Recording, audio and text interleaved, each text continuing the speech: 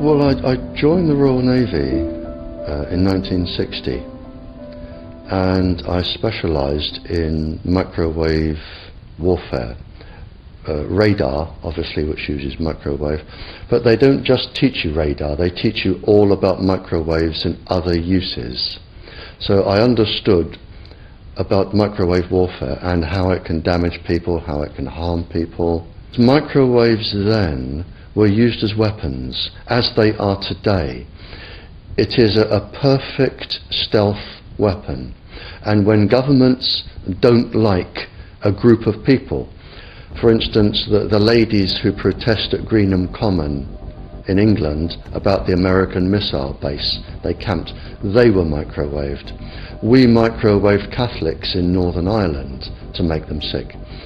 It goes on all over the world, and it's a weapon that you don't know you're being targeted, because the dose is very, very low, which is actually more dangerous than a high dose.